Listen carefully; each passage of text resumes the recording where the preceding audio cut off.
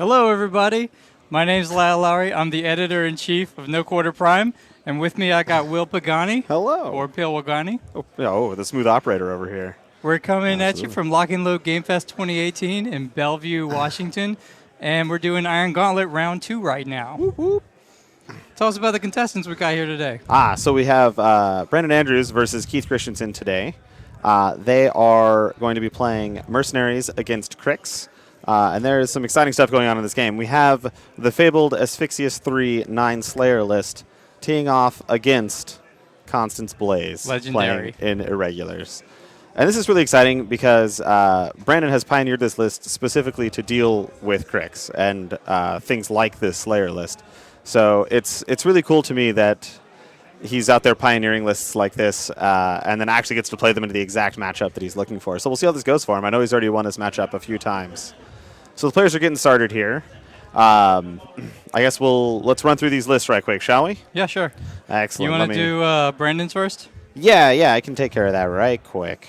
I've got it pulled up right here. So it is Constance Blaze, a Gallant, a Mariner, regular Iris, so Iris 1, Kel Baylock, First Mate Hawk, Harland Versh, Rupert, Carvalho, the Piper of Ord, Lady Iana, Master Holt, a maximum Pressgangers, a maximum Sea Dogs plus Mr. Walls, a minimum Precursor Knights plus unit attachment, and then 2 more minimum Forge Guard units. So this is a very off-the-wall and very, very unique list here. So I'm really excited to see how this goes down here. All right. And Keith Christensen, his list is really simple. He's doing a Black Industries list for Crix. He's using Asphyxious the Hellbringer, that's Asphyxious 3, and he's got 9 Slayers. Maybe you've seen this list before if you're He's got 9 Slayers. Home. He's got 3 Night Wretches. He's got a Machine Wraith, Soul Trapper, and Black Ogren Ironmongers. Now, his Theme Force gives him the Night Wretches for free. Mm-hmm. He also gets 2 inches of deployment, and his Warjacks get Carapace. So +4 armor against free strikes and against range attacks, correct? Yes, that is correct. That is correct. So Keith was sort of the guy that pioneered this list. He played it first at the Las Vegas Open earlier this year in, I believe, February. But time is a construct, Lyle, so I'm not really going to go into too much worrying about that. So these 9 Slayers here, this list in general is proved very strong by sort of asking this question, like, can you deal with all of these Slayers? So they've got a pretty solid defense of 13, which is good, right? Like, it's not amazing, but it's you'll miss some attacks against them, which is great. Asphyxious gives them unyielding, so they get +2 armor, bringing them up to armor 19, which, once again, is not a fantastic armor stat, but it's enough that, like your little power 10 guys charging and stuff like that, you need like an actual armor punch to kind of get through these guys. And then, of course, the Carapace that you mentioned makes them very resilient to shooting. So Brandon's list here does not have a ton of shooting in it, which I think is intentional. Once again, I said this was kind of designed to deal with not just Slayers, but all sorts of trick stuff here. Mm-hmm. Constance Blaze does have a rule that says undead models get -2 to damage rolls in her control area. Not super relevant against the Slayers, but it's definitely relevant against things like Asphyxious if he comes forward, right? Or some of the other solos that could be running around this list. So that's I think that's going to be a pretty relevant thing here. Constance also has pretty far threat ranges. She's got Crusader's Call, which is going to get these Horgenhold Forge Guard up the board pretty quickly and really threaten those Slayers. They're not like I was saying. You need a little punch to get through these. So your little guys like the Pressgangers and that kind of stuff not going to be super great against them. But those Pressgangers are tough. We've got some of the Privateer solos are in here. They're really going to help out in terms of keeping that sort of tar pit alive while he can piecemeal deal with these Slayers, I think is the goal of this list. So I'm excited to see how this goes. All right, well, let's talk about the scenario real quick. We're doing Recon 2. Okay. We got 2 rectangle zones. Like all the scenarios for 2017, it's kill box. Mm-hmm. So you got to get your guy up there. And they have objectives. They each have their own objectives. Did you catch what objectives they're using? I did not, unfortunately, during deployment. No, me neither. We'll get an update from the table. And then there's also 2 flags on the map. Yes. And the rectangle zones here are scored by battle group, so Warjacks, War Beasts, Battle Engines are what score those zones there. And then, of course, the flags are scored by solos. Warcasters, Warlocks can score any of those good things there. So that's kind of what's going on here. And, of course, you can also get control points from destroying the objectives. So Brandon looks like he's working on his deployment right now. Yes. So I talked about how the Slayers are going to apply a lot of scenario pressure, right? So we've got mobility over there, which does bump them up to speed 8. They can then run 16 inches, so they can move very, very far up the board. Of course, but also with the plus 2 inches from Black Industries, that gives them an extra large deployment zone, plus this 18-inch run, or sorry, 16-inch run, can put up on a lot of scenario pressure here. So this is a lot of infantry for Keith to try to deal with. Slayers, while they are not particularly bad against infantry, they are only 1-inch melee range, so it is hard to get a lot more of these guys in your melee range at the time. So you're going to rely on tramples and stuff, which I don't really think is what Keith wants to be doing here. I was actually talking to Reddit about this in the early game before they had deployed here, and he was talking about this matchup specifically and how it works. So Constance's feat requires your models to get destroyed to give you soul tokens. There's an advanced move coming out, so just to declare what's happening there. So Brandon here, I think, is going to use his advanced deploy troops to jam up the scenarios, make sure he doesn't lose this game quickly on that way. And then he's going to have his ranged jack, so his Mariner, his Iris, his Kelbaylock, that kind of stuff, are going to be hunting for Vociferon. And why that's important is on the turn that Keith comes in, and Keith tries to kill all these models, all these press gangers, all these sea dogs and stuff. If he runs Vociferon into the middle of all those things and gets really, really close, Vociferon's going to get all the souls instead of Constance Blaze. And that's very, very, very bad for Brandon. So his whole game plan is going to be jam him up for a turn, and then on that turn that he jams him up, kill Vociferon so that he can make sure that Constance gets all the souls here. Right. You're like the Tony Romo of War Machine Broadcast, dude. Excellent analysis, sir. Thank you very much. All right, so looks like we have stockpile for both of our objectives here, which does repair models D3 damage during your maintenance phase. So both players are using that same one here. And these Slayers are just running up, kind of as we said. It does not look like we mobilitied first, so Keith is being a little more cautious than he necessarily could be. I'm not going to say should be. I don't know if these press gangers here armed with pirate rigging and table legs can really threaten these Slayers, but maybe Keith doesn't want to quite engage on the top of turn or the bottom of turn 1 here. Right. Real quick rundown on the terrain on the board. You see the two forests close on the camera right there. There are two large obstructions kind of in the middle of the table, and the obstruction zone is the entire base, the entire perimeter of the base. You'll also see some of those. They look like red kind of fire effects. Those are rolling fog. They're just kind of alchemically red just for theme because we're doing a Crucible Guard theme here. And the water is shallow water, but it's also corrosive. Ooh, I believe. I didn't know that it was last round anyway. I think they're maintaining that. I imagine that would be the same thing here then. And then, of course, we've got a linear obstacle up there at the top, which Oz always loves to correct me. Linear obstacles don't actually exist anymore. It's an obstacle that's not more than an inch tall, so it's a wall. Thanks, Oz. Oz is correcting me through me now. He's in your head. He He's lives inside there firmly now. lodged in my head, yes. So just to kind of draw out what I think is going to happen in this game, right? So I said Keith was being a little conservative with his his movement here, right? So he didn't pass this line. These guys can charge. These guys can charge probably about. What is it? Their speed 6, so 9's probably about there. So Keith doesn't want to get inside that charge rate and get charged on the top or the bottom of turn 1, right? Right. He wants to make these guys run forward and then kind of counteract with the Slayers. So I think what's going to happen here is these guys are actually probably going to be pretty conservative. I'm going to bet, if I was a betting man, which I am, I'm going to bet that these guys are just going to line this zone here, and they're not really going to commit much past here. Because remember, Brandon wants to make sure Vociferon dies before this engagement happens, and that's very, very important for him. And I believe that this right here is Vociferon. So he's going to take his Mariner, which is right here, deployed perfectly across from Vociferon, kind of as we talked about before the game, he and I. Right. And he's going to make sure that this Mariner is going to get a shot at that Vociferon. He will trade this Mariner for that Vociferon. He's like, look, I don't care if this Mariner does anything else, as long as it can kill Vociferon, I'm happy. So that's definitely the plan that's going on here. And then we've got a couple of these solos like we talked about. That looks like either a Kel or an Iris, this guy right here. And Brandon got to deploy second, so we got to know where this guy is going to hang out. Right. And unless Keith runs him all the way this way, which there's this water in the way, I don't think he has Pathfinder or Ghostly or anything, so that could be an issue. It looks like Vociferon's going to come this way, probably hang out by this flag, would be my guess, and then over to here. Unless Keith knows what's going on, in which case Vociferon's going to hang out about right there, directly on the back of his head. And then when he's setting up for his feet, he's going to run this way or this way to kind of make sure that's going on, right? So now for the people that aren't familiar with Keith's archetypal, his famous now Slayer list, what exactly does his list do? So what it does is it's durable. So it's got that defense 13 that we were talking about, and if you watch the God, what was I saying? The dev stream that I did a couple weeks ago on math and how attack rolls work out and stuff like that, Def 13 is a great stat to have because against Mat 6 stuff and even Mat 7 stuff, that is sort of like the worst break point, basically, is the 12 to 13 defense versus those defenses or the 13 to 14 defense in terms of stats. So that's the largest jump in misses that your opponents is going to have, is that 12 to 13 or 13 to 14 versus those attack score numbers.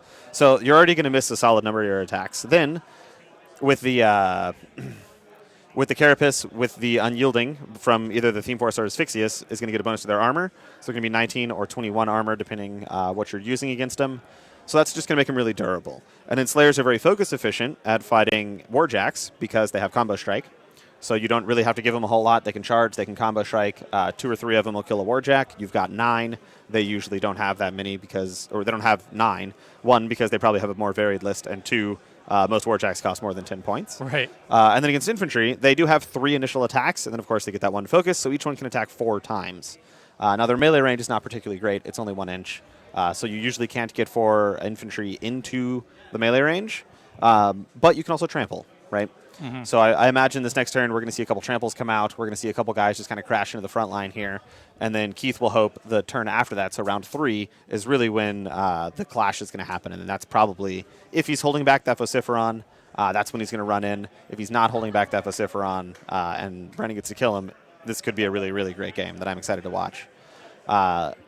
Gallant, also an incredibly difficult to kill Warjack, also Def 13. Love this guy. I also really like that Constance's special transference that works on all Morrowind models works on Gallant. So, like, he can do a lot of work. If we could pop back up to an overview here, I would like to check this out. So, we talked about Vociferon and how important that is. I think this is him right here. Asphyxious is also hanging out back here. He's like, I definitely don't want to die. I want to make you try and kill all of these Slayers that have that sweet defense and that sweet armor that we talked about here. So Vociferon behind this cloud is going to be really hard to get to with this guy. I'm interested to see how this game plays out at this point. Keith is keeping Vociferon back, so I'm interested to see what goes on with all that. We said that we were going to be kind of conservative, right? Like, you could have run up here and he could have jammed out all these Slayers. That would have been real bad. He doesn't get a feat. Good to go, right? So I don't think he's going to be too aggressive on this side either.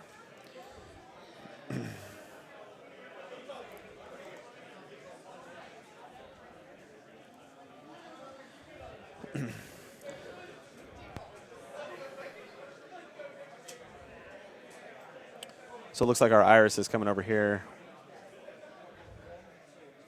That's a forest. They just pulled the trees off for convenience. So she's going to disrupt up one of these Slayers. Oh, we got 1-1. There we go. She did not miss. We've disrupted up that Slayer. And disruption is not a huge deal for these Slayers, as I said. Like, they're usually pretty good. They're Mat 7, so that's a solid Mat score. But what that's going to do is it's kind of going to slow down that one Slayer. Like, he can't run anymore. He can't charge. So that's going to help out with the with sort of just being crashed into, kind of taking that alpha strike. And I think Keith does have to be a little careful here because those Forge Guard at POW 11 can do quite a bit of work. He does have an Iona and Holt over there, so that can give him +2 more damage to be POW 13. And then, of course, they're also Weapon Masters. So they will take apart those Slayers very, very, very quickly, which is good for Brandon here. They have the high mat, which is great. They have that mat 7, so they'll need 6s to hit the Slayers. They're that POW, possibly 11 up to 13, hanging out with Ion and Holt, so they can get a lot of work done. Precursor Knights, kind of in the same situation. Yeah. They've got a pretty high POW of 12, I believe. Let me pull them up right quick to make sure I don't get anything wrong here. Yeah, so their base power 12, and then I believe their UA still gives them Power Swell as a mini feat.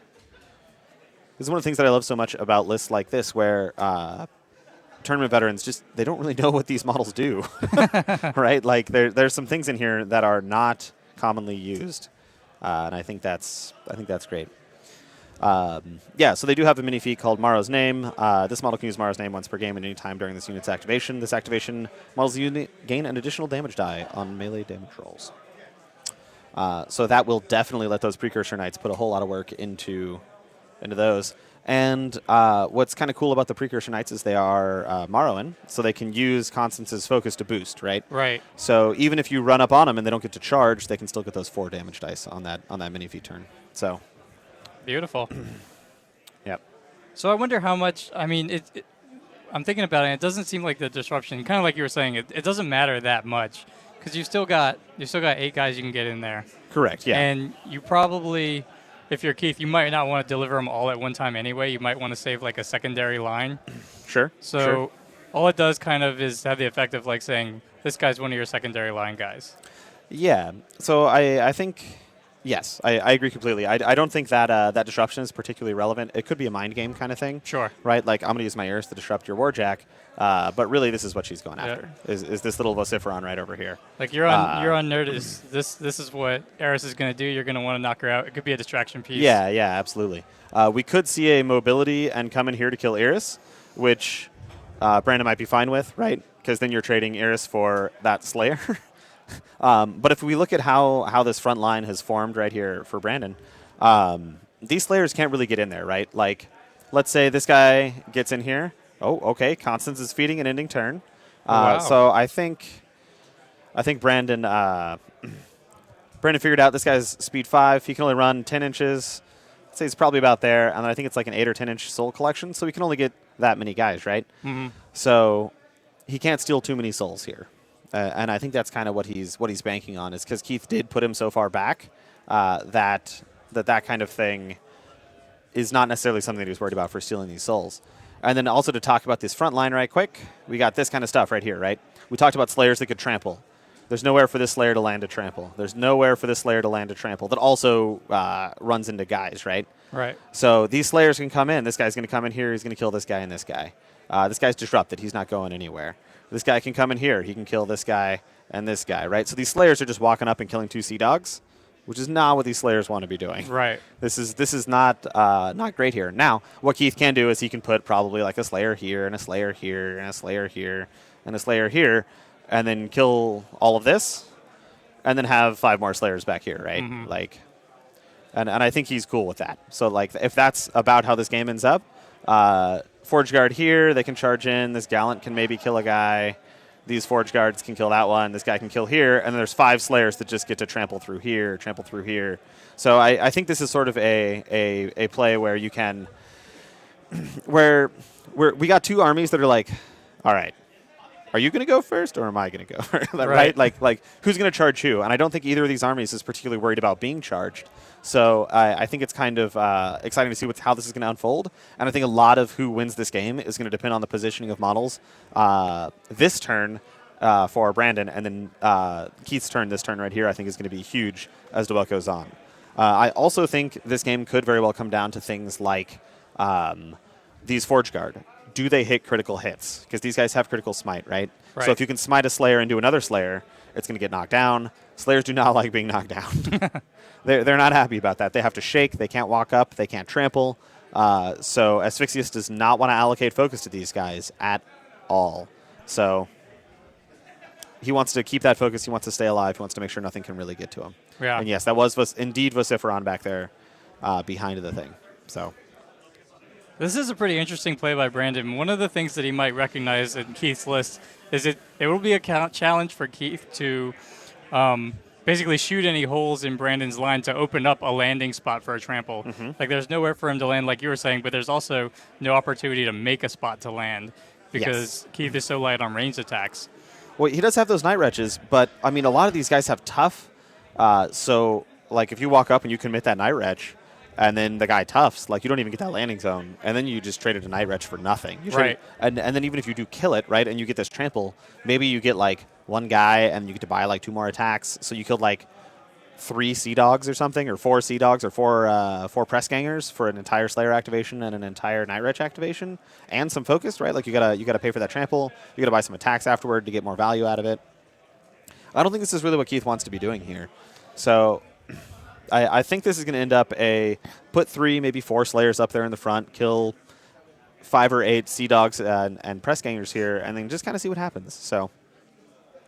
Now, do you think that Brandon is expecting a lot of casualties this turn because he feeded, or do you think it was more of a attempt to blunt the attack by like scaring him off from giving away all those souls? So, I'm not actually sure what's going on with that. If I was Brandon, I probably would not have feeded this turn. I would have probably tried to bait out that Vociferon, but maybe he just noticed like, man, I'm not going to get him because of this cloud that I can't really deal with. Like, I don't have any way to get rid of the cloud. I don't really have any great way to get around the cloud to get this Vociferon. So he's so far back. If I feed now, he won't necessarily be able to get as much out of his Vociferon, and then I don't have to worry about him for the rest of the game. Then I can start worrying about these Slayers. So, Asphyxious is activating and casting mobility, and he's just going to walk on up here. We might see a feat right here. I think it would be pretty aggressive from Keith, 2 feet. I don't think it would be a very good feat, but we might see it anyway. I would guess that's what he's thinking about right now.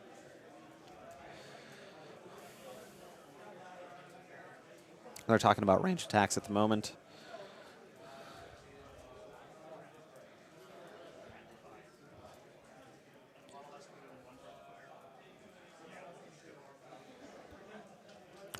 Keith is thinking about moving up just a little bit further, kind of weighing his options.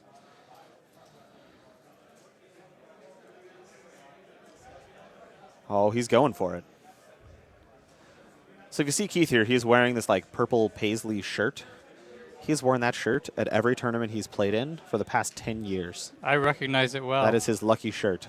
It has seen better days, but there it is. 10 years. That's something. At least 10 years playing this game. That shirt's an MVP. Yeah. Keith's holding his focus like he's debating channeling a spell or something.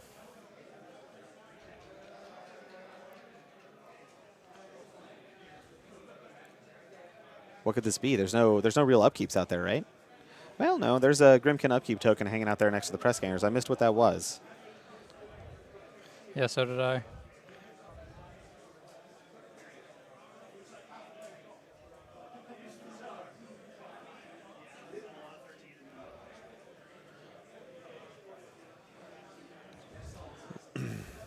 Well, the only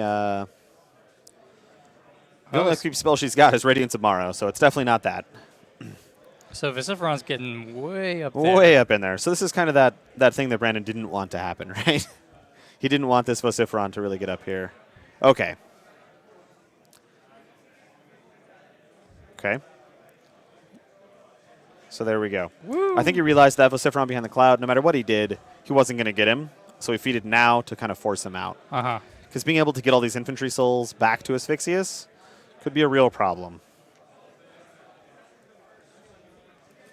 All right, our first Slayer's going. He's charging in. And we talked about how there's not a whole lot of value out of this charge, right? And I think Keith is kind of okay with that, right? Because I think he's just trying to kind of set the battle line.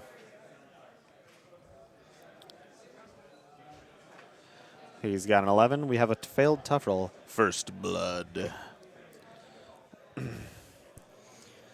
2 souls for Constance Blaze.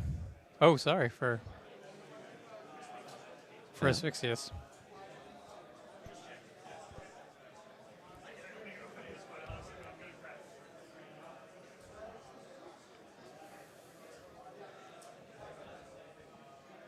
We got a walk from this Slayer here. Probably looks like he's going to punch these 2 pirates. Seems reasonable. So I think Brandon not going to have a great feat here. Not going to have a great feat. I think that's probably okay, though. I think he's really looking to get this charge, and then next turn is really where he's going to feel that he doesn't have all the focus from his feet. Mm-hmm. So I think Brandon's current game plan is looking probably like a clock win or an attrition win. I don't think he's going to get a shot at Asphyxious. I don't think either of these armies is really going to win on scenario without massive destruction Right. of the other army. So.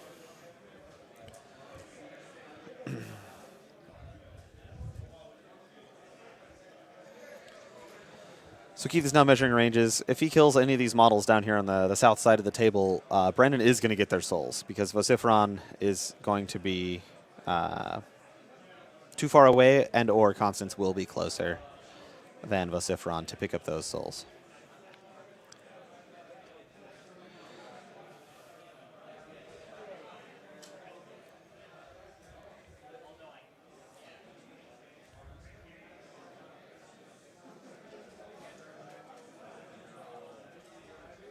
We got a little bit of a line of sight check here.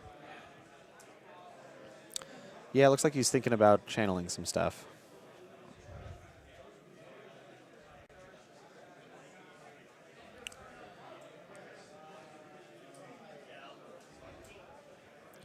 We do have some people talking in chat at the moment. Cheddar Caveman says, I don't remember which theme this is from looking. Also, can't pirates still do 4+ tough and no knockdown? The theme is irregulars, and pirates can do that, but that does require solos that Brandon does not have, specifically Bosun Grogspar and Doc Killingsworth. So.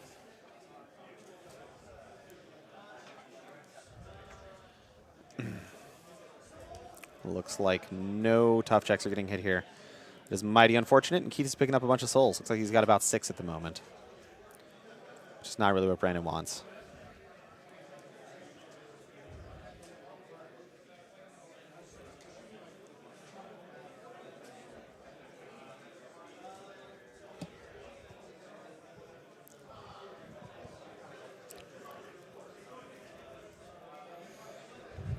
Got a Night Wretch moving up into the zone at the top of the board.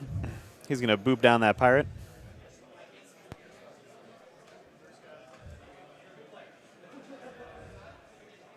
All right, we got a tough check on one of the pirates. We finally made it.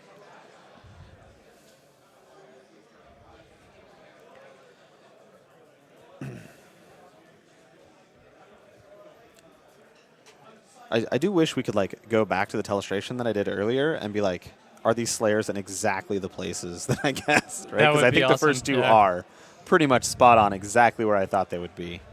It's like I said, man, you're like Tony Romo. I guess. I guess.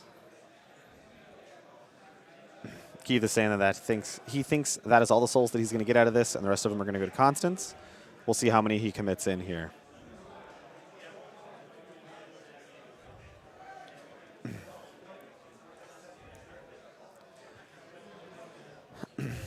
Misses with his Tusk attacks. Yep. So first Tusk attacks miss. Yeah, Tusk attacks miss. Tusk attacks mix. Words are difficult, Lyle.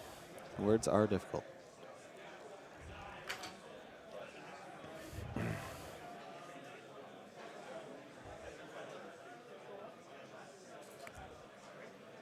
They're seeing who gets the soul here. Yep. All right. So Vociferon's going to take one of them. Constance is going to pick up the other 2. I don't think Brandon needs a ton of souls here. I think even if he gets 4, maybe 5 souls, he'll be happy with it. He could load up his Gallant. He can still use a bunch of Marl's Radiance. He will be happy to go. Yeah.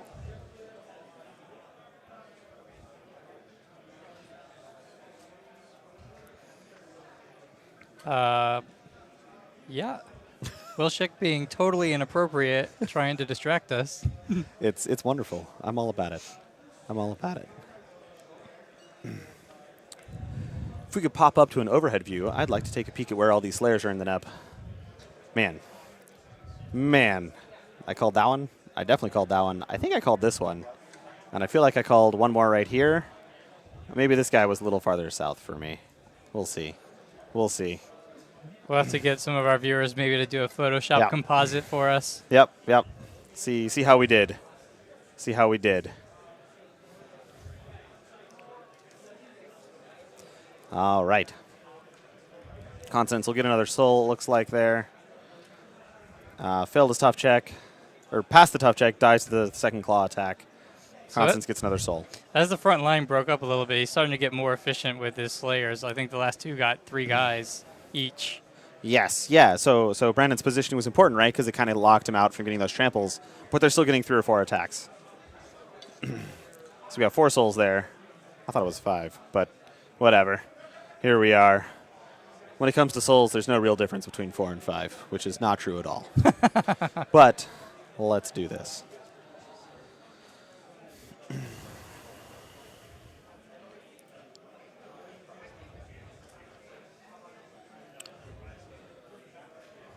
All right. Keith is checking on what kind of movement shenanigans Brandon has. Brandon's precursor knights can move through each other, he tells Keith, but that's all he has as far as like weird movement tricks. Yep. So let's start talking about what we think is going to go down here, right? So I think Keith is going to kind of pack these slayers in behind, right? Like these guys are here. I'm going to bet there's going to be one about there, one about there. This guy's a little questionable. I'm not sure where he's going to end up. But when it comes to these hammer dwarves, I think they're going to get in here. They're going to take that slayer out. Probably one of them is going to go up Vociferon there. We'll see how that goes. I would guess this Mariner might charge here. Mariners are not super great in melee. Might be a little questionable choice for that, but that could happen. Maybe the Mariner is going to shoot this guy who's hanging out on that flag. We don't want this point scoring to happen at all. There are 3 slayers right here that are contesting Brandon's flag, so this Keith flag can start scoring points every round. And if Brandon can't either respond with points from his own flag or kill the solo, it could be a problem. I'm also guessing this Machine Wraith right here is in perfect running distance to get to that flag next round. Right. So if the Soul Trapper does die, the Machine Wraith will take over the flag for the next turn. He's not hanging back there for nothing. No, he's not. No, he's not. I'm going to bet these guys will come in here. This Gallant is a total boss, right? Right. Like he gets the boost from Constance. He got 4 souls. He's going to have 10 focus, upkeep 1, so it should be 9.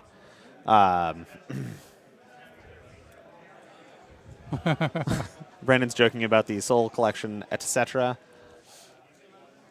So I'm going to bet he's going to get a bunch of soul or a bunch of focus.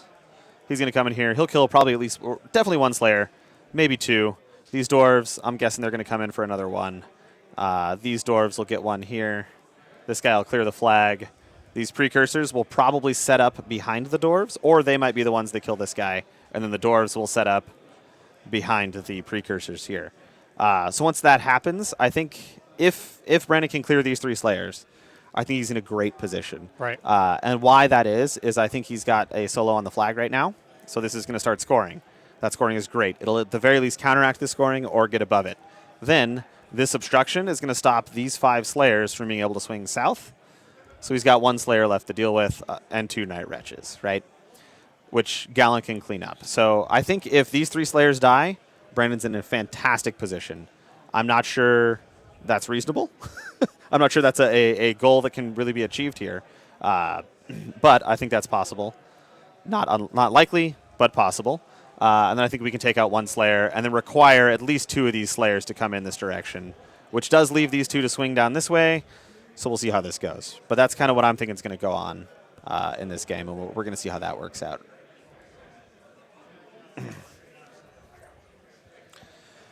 We do have some allocation coming out. Looks like we got 3 on the Mariner. Looks like we got 3 on Gallant down there at the bottom. At least 2 on Gallant.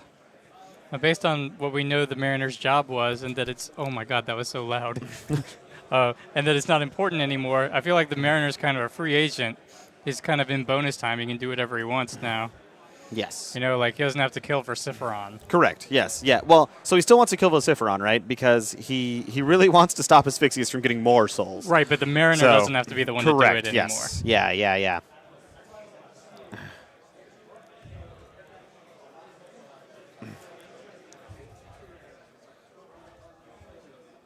So it looks like we have line of sight question, which I believe is Holt trying to shoot Vociferon.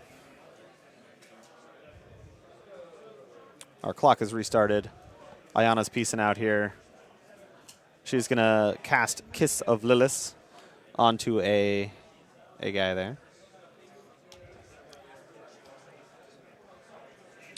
And here we go.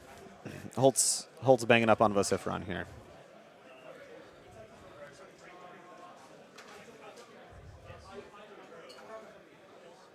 Vociferon's dead. Yep. Good old Holt doing the 2 Lord's shots, work. 2 shots do the job. That's why they call him Holt 2 Guns. It's because he's got 2 guns. Holds 2 guns. All right, and we got a harm up there on that Slayer. I think that that harm, this right here, is from Iana, and it gives +2 to all damage rolls against that Slayer. I think that kind of thing is what's going to let this Mariner get in here where this proxy base is and do some work. So kind of talking about what I said, if these 3 guys die, he decided to commit this Iana up here, which makes it less likely that these 3 will die. But what that does, he can kill this one with a Mariner, hopefully. He does need 7s to hit. That's not great. These dwarves here can hopefully kill this one. And then if this guy can kill here, these dwarves can kill here. We've got 2 Slayers, 2 Slayers. We got 5 left. Could be enough to swing the attrition his way. I don't know. We'll see. 5 Slayers is still a lot of Slayers. It is. But there's still a lot of these Sea Dogs and a lot of these press scanners left. They can kind of get in the way. And at the moment, they're just running through this forest.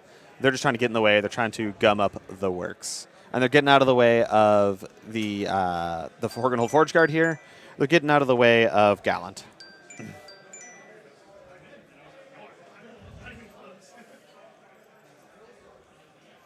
I'm interested to see if we're going to see a Crusaders call this turn. Are these little Speed 4 Dwarf legs fast enough to make it in on those Slayers? I've been waiting for this. We're about to see Gallant do some work here. Yep, so we actually only allocated 2 to Gallant because I completely forgot that he gets a focus for activating near a Morrowind model. So there's a Harlan Bursch over there, I believe. Magical. Magical.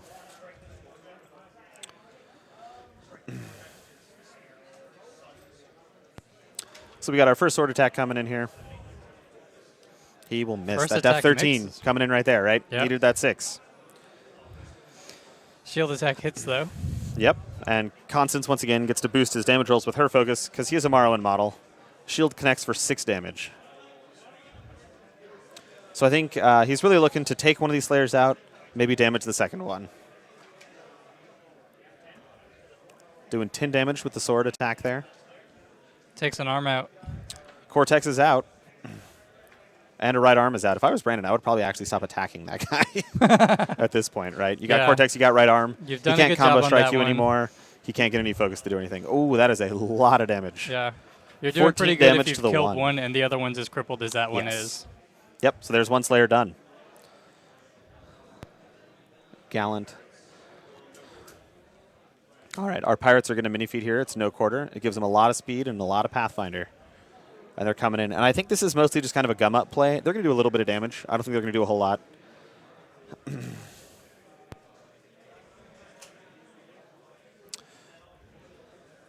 Keith making a joke about how Fearless doesn't exist in the game anymore, neither does Terror, and how Slayers are constructs that automatically pass command checks.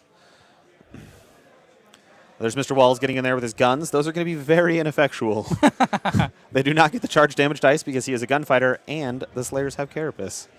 So I wouldn't expect that to do too much here.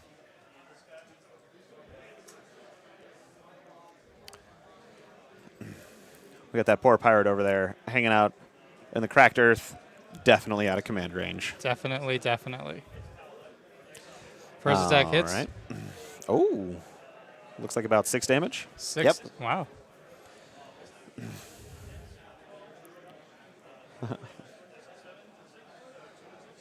Does 2 damage to the 6 with a pistol here. Oh, and these guys don't have gunfighter. They have point blank. So they get to do melee attacks with their ranged weapons. So they don't get the carapace, which is excellent. It's an important distinction.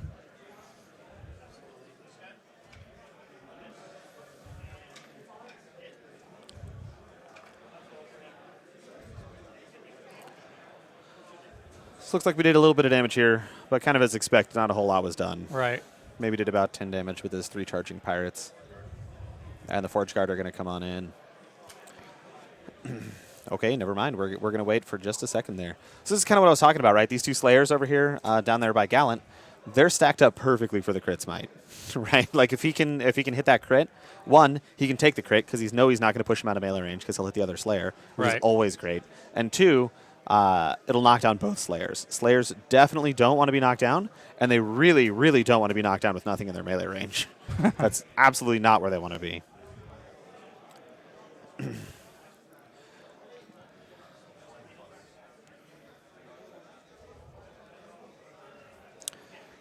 Brandon is asking about 3 fully boosted Hellfires here.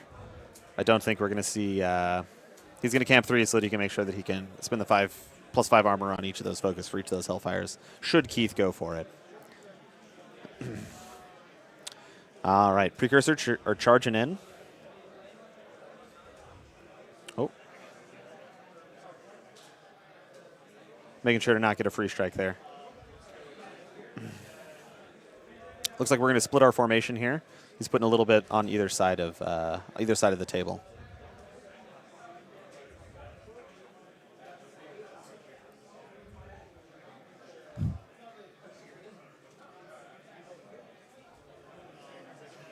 And here we go.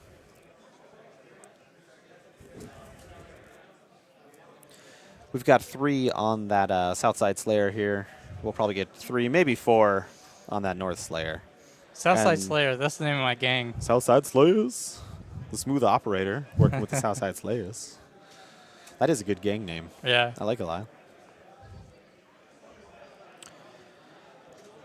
We are checking out some. I feel like I should change. I should actually change the name of my game club to Southside Slayers. That might happen. That's good. That's good. Oh, yeah, and you're even located south. I know. I'm even south. That's great.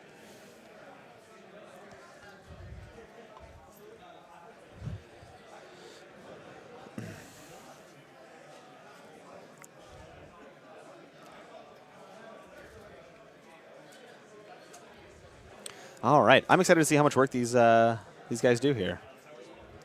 We've got 3 of them coming in.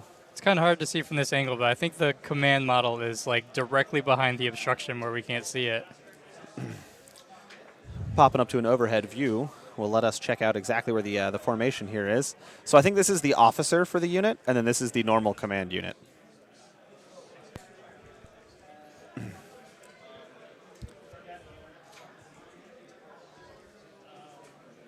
All right, so we just had another miss there.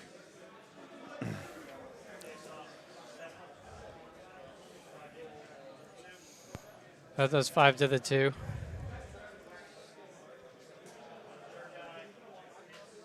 Second guy missed. A lot of third guy 6s here. hit. 5 damage to the 2 on the third guy from the Brandon third is guy. not happy with that damage output there. It's you hope for better. He did. He did. I think that's going to be a lot of dead precursors next turn, which is not good for Brandon. The dice are out with him. I think he ended up missing 4 of those attacks, which kind of, as I was talking, right, like that F13, it's just high enough that you start missing attacks. So. As a Kador player, I don't know what you're talking about. That sweet Def 10 is getting in there. All right. All right, so we're getting a Mariner Thresher here. He's hit both of them here. Yep, so he's got a straight damage on this charge. That's a very good roll. 15 damage. To the 6 is great. That's going to knock out an arm at least, maybe even the movement. If it knocks out the movement, it is super good for him. Yeah. Now he can bypass that defense 13. He's buying attack on the Backslayer that has arm. Oh, he did not get movement out of there. He missed an attack. Once again, that Def 13. Def 13. 9 damage to the 2 for the second attack. For a total of 24 damage, he's only got a couple damage. Couple boxes left on that Slayer. He's not going to be doing too much. Man, Def 13 is secret tech.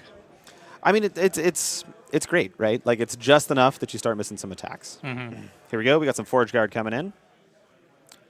Looks like he's committing 2 Forge Guard, 3 Forge Guard there. I think he's hoping for a slam. He might just kill it. Oh, man, he's going all in. I think I would have been a little more conservative myself. I don't think you need all 4 of these guys to kill this Slayer, especially considering that guy's apparently missing movement. And I think putting all those right there really helps out the Keith here. Oh, he got the crit. He's going to slam it. Slamorama. So he's getting a 5d6 damage roll here, and he's hitting the Mariner. The Mariner has sea legs, so I'm pretty sure he's steady. Yes, he cannot be knocked down. And he takes no damage from the slam. That is beautiful. But this is what I was talking about, right? This is a way over commitment to these dwarves here, from these dwarves, and I think that's going to be a problem here. Now that we're on this top-down view, I'm going to draw some stuff on here. So presumably these 2 Slayers can easily kill that Mariner. Should be no problem. This Slayer might be able to trample to here. If he can, that's not great for Brandon. This Slayer can come in here, clean up these guys. That trample can clean up 4, maybe 5 of these dwarves here. All of that gets picked up easily.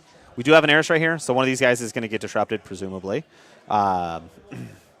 which seems pretty good. Oh, here we go. Kel is going at the Soul Trapper. There we go. No points for Keith here. So I think we wanted a little more damage down here. These dwarves still haven't activated, so I think they're going to come in. If they can erase that guy. This guy took a little bit of damage, maybe 10. This guy took a little bit of damage, maybe 15 or so. I don't know. I don't know how this game is going at the moment. It's a lot of boxes. It's a lot to keep track of. This is the Slayer that just got disrupted by Eris. So that's what's going on at the moment. Precursors just picked up tough. Oh, nope. Change it to the Forge Guard. I agree with this assessment. The Forge Guard are Weapon Masters all the time. The Precursors have now used their mini feats, so they are no longer Weapon Masters. Oh, here we go. They're charging down there, charging that Slayer at the bottom of the screen. I really do love this purple on these Forge Guard. These are beautiful models. This is actually, now that I think of it, the second game in a row where, like, basically the entire battlefield was purple models. Woo! There's a damage roll. 10 damage to the 2 on that Slayer there. That's going to knock out movement for sure. Movement's out, so with that 3 that he just rolled hits. Doing a mighty 1 damage to the 1. Dice Law Fate is hard to overcome. It is. It's the second 3 that hits after knocking out movement. That should kill it. Yep, so that's it there. Hammer time, the judge says. Yes. Hammer time. What I do like is the Gallant here is really hard to kill, I think, right now, right? So that Slayer can walk up and combo strike him if he wants. Keith could possibly load him up. He does have 15 focus next turn from Vociferon's feat. So I think the Gallant's going to live through this turn, which I think is great for Constance, for Brandon. I think that's fantastic. I think that's his play that can kind of get him back in the game in terms of a scenario play. And always having the option of scenario is great. So we'll see exactly how that goes down. But whereas the north side, I think the north side is pretty lost at this point. Agreed. I don't think this is going to go well for Brandon on the north half of this map here. There's a lot of Slayers left. There's 4 Slayers up there. We got a Mariner up there holding down the zone. That's not going to last. We've got a couple solos over here, it looks like. There's an Eris in the zone. That might be a little more difficult for Keith. I think it's going to be tricky to hold down that north zone and really put up a fight, especially since when we charged in on the super low Slayer that was right here, we committed 4 of our Horgan hold here. So we've only got 2 in the back. We do still, of course, have Ayana, so that can help out a bunch. But I think because of this commitment of Forge Guard right here, it's going to be a lot harder for him to hold down that north zone. If he only had 2 up here, perhaps, and then there was like another one here and another one here and maybe another one here, and then whenever these Slayers do come in, these guys can countercharge in, not the rule countercharge, but the tactic countercharge. Can kind of get that done then. Right. But since they're all clumped up right here, I think all of them are going to die. But I think this is looking great for him. Like, this part of the map right here, looking a little bad for Keith. Not super happy. I would bet he's not super happy about that. Top half, he's feeling great. These guys are here hanging out. I think this is still definitely anyone's game. We do see the 3 focus put here, because I'm betting he's going to try and come in here and kill this Gallant. Now, Keith has 15 focus. Yeah, he can do whatever he wants with He focus, can do whatever right? he wants with focus. Yep. So there's 3 more. He just claimed that he was spending real money with putting focus on that Slayer. So I think what's going to try and happen here, if I had to guess, these 2 Night Wretches, they're going to try and clear off these guys, boosting some damage rolls with all this focus that are down here. We got 4 focus right here on these Night Wretches. So I'm guessing that's going to be for boosting some blast damage here, maybe boosting some blast damage here to get both of these Slayers on Gallant. If that happens, could be bad times for Gallant. We did do a good job of spreading out our Dwarves down here, though, so they can countercharge in. And then we've got a couple of these Precursors down here that can get some work done. So I'm interested to see how this pans out. This is not an easy blast damage. These is POW 7 blast damages. These guys are on 14. It's not great. The 3-4 boosts, fine. You miss one of those damage rolls, you don't get this Slayer on here. back to the dev talk we talked about boosting and stuff. You need 8s to kill these guys. Boosted 8s are pretty good, but you got to hit 6 of them. Right. So hitting 6 in a row is not great, and not even all of them are going to be boosted. So I'm not sure this is a fantastic play from Keith if that's what he decides to do. It does look like Asphyxius is coming forward here as well, which could be another win condition for Brandon. So he walked to here. He feated. He is camping nothing. Asphyxius's feat is kind of brutal. Whenever you cast a spell, use an animus, anything like that, force, focus, any of that kind of stuff, he gets a soul token and heals D3 damage. So Keith looks like he's trying to go for double goal here. And yes, this 3 focus, this Night Wretch has just shot this Slayer. He's going to try and blast damage those 4 guys there to death. So he missed. He is base to base, so he cannot deviate at all because the distance between the models is 0. The chicken does no damage to himself there.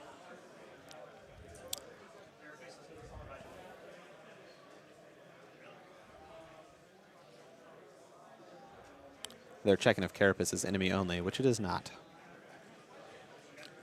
It is anyone. All right. As predicted, needs 8s to kill these guys. First one's dead. Second one's dead. Third one's dead. All 3 of them dead. Mr. Walls. Oh, it's Mr. Walls. He's got 5 hit points. He does nothing to Mr. Walls. Mr. Walls is fine. He's fine. He doesn't care. He doesn't care. Got an aiming Night Wretch. He's going to shoot a pirate in the back with an aim shot. He's an 8 to hit.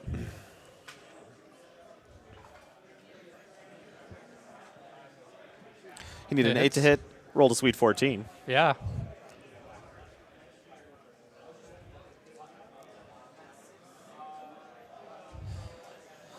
He's boosting damage for the blast portion.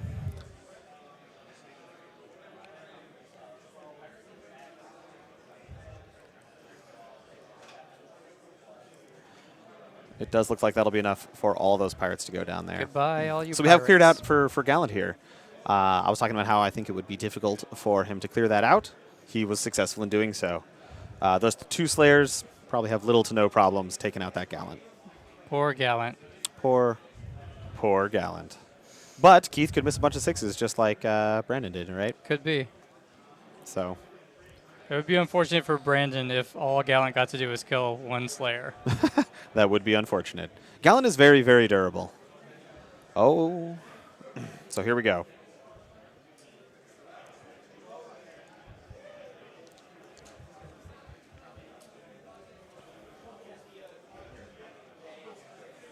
We got a combo strike coming out on Gallant. I'm going to guess it's going to be a combo strike on Gallant, punch 2 more guys.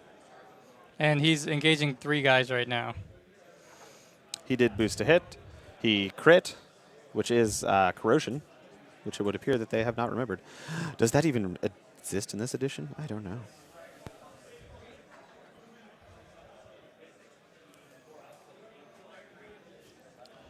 11 to the 4 on Gallant. 11 to the 4. That's working towards Cortex. That is not what Brandon wants to see.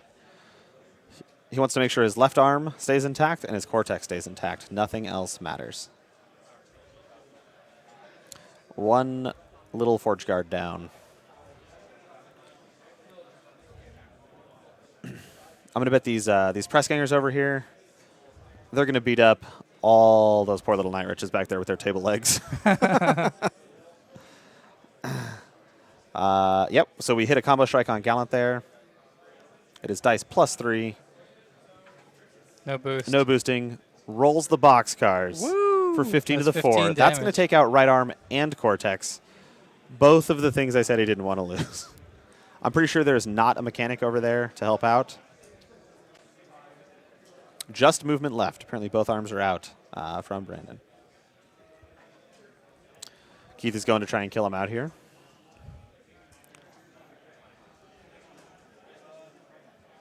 It is dice -2 on this attack here. It does 5 points to 3.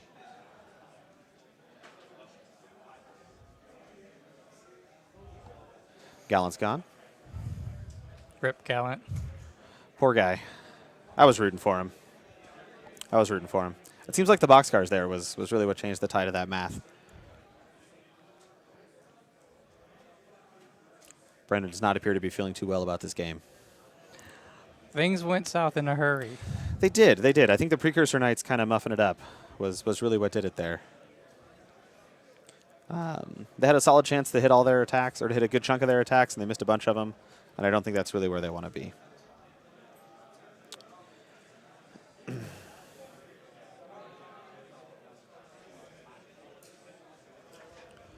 Coming on this Mariner here. We got an 11 out of this guy. Keith's dice are on fire right now. Hot dice win games. They do. I don't think Keith needs hot dice right now. No, not anymore. Like I think once that Gallant clear worked out, he had none of the tough checks that would have stopped it. But you got to say hot dice got him to that point, though, because it was pretty unlikely that he was going to clear all 6 of those guys. I think it's pretty unlikely that he clears all 6 of those guys, and 3 of them fail tough checks. Right? Like that seems pretty unlikely. And then, of course, he rolled the boxcars on the damage roll there on Gallant, which kind of really sealed the deal, I think. So I imagine this Mariner is going to be going down pretty quick. 1 Slayer's in there. It'll probably take a 2nd Slayer to take him out. Oh, no, the 1st Slayer got him. Got him. Brendan's losing out on some of his hard hitters here. That focus was spent. This Slayer here is taking a little walksy. He was disrupted, I believe. Nope, must be a different one.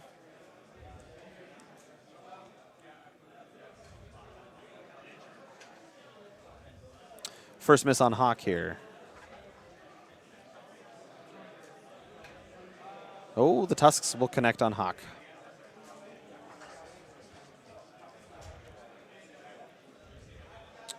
Power 15 total hit on her. I think she actually lives.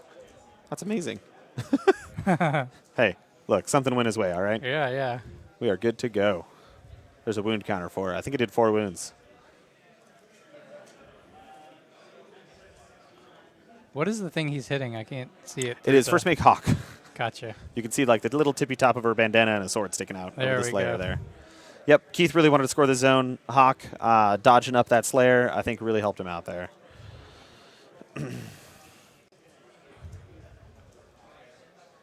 So 6 points repaired there from the Ironmongers. That really hurt Slayer. Is now looking not quite as hurt. He's got all of his systems back. It's probably only got about 10 hit points left, though. So that one I think is going to fold pretty quick. Yeah. But he gets to punch at full strength if he survives a round. He does. He does.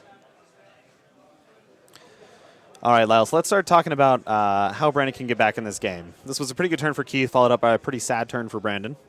So let's talk about it a little bit. We got 2 Slayers. We got 1 here. We got 1 here. I think our plan should be something like Constance comes over here. Harlan Versh comes up here. She flanks with Harlan Versh. She kills this guy. Uh-huh. There's 1 Slayer down. These dwarves can probably take out this Slayer. No problem. This Slayer's already gone. This Slayer's already gone.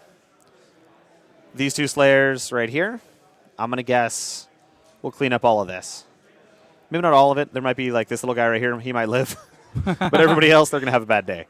They're going to have a bad day. So we might end up with 3 dwarves left to charge. They can well, I guess this guy just got repaired, right? So he's super duper low and probably not very effective at the moment. Though it does look like he's got a little stack of focus right there, so who knows? But I think those 3 guys can probably finish off that Slayer. We've got 1 Slayer, 2 Slayer, 3 Slayer. We can disrupt up another Slayer with Eris. This Kel, he's probably not going to do a whole lot by himself right here, but he can run over here. He can do things like threaten this flag. His gun is magical, so if this guy runs on up, Kel can pew-pew the guy off the flag. No problem. Stopping Keith's scenario play, I think, is very important right now, and that is a way to do it. I think whatever we want to do, we want to give Asphyxious as few focus as possible this turn. So I think if Connie does come up here, she doesn't want to buy a whole bunch of attacks. She just wants to buy a couple attacks. So that's kind of where I see this going. I think you're going to end up with 1 Slayer here. It looks like you boxed this guy out. I'm not sure. I'm not sure this guy can really get in there right now. So I think that's going to leave 3 dwarves there.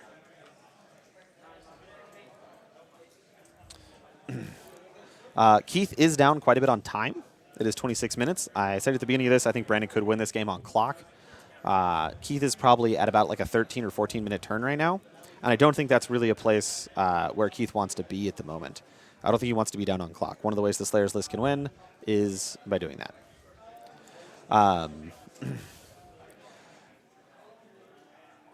generally speaking, whenever I try and play a game War Machine, I try and keep all my turns to 10 minutes. Now, that doesn't always happen, and that's probably an artifact left over from me playing a huge amount of hardcore in Mark 1, where it was 7-minute turns. So 10-minute turns to me seem like a luxury, basically. So whenever I play games, I always try and keep them to 10 minutes. They're easy 10-minute turns. I know, jeez. So I think Keith is going a little bit long on this turn, and he's spending an awful lot of time thinking about this Slayer here. So I'm interested to see if this game goes to clock, and if it does go to clock, what happens with that. like is Brandon the clocks? Is it Keith the clocks? Is Brandon doing a good enough job of sort of distracting Keith for long enough? Is Brandon going to run out of models before Keith runs out of time? That's another thing that you could talk about here, right? So I don't think Brandon is that far behind that that's necessarily an issue yet. But especially as he starts to kill these models, right? Like as these Slayers become less and less useful, as these Slayers take more and more and more damage and start losing systems, they're going to become less efficient at killing all of these infantry models. Right. So I think even though Brandon is down a lot of models right now, it could be all right. Could be all right. Right. Oh, no. It looks like the bash here connected on Hawk is going to do 13. Does 1 damage and doesn't kill her. Wow. Hawk Hanging is tough. a champion. A champion of this game. No points are scored. Keith is down to 24 minutes, 25 minutes. Brandon's up 10 minutes here.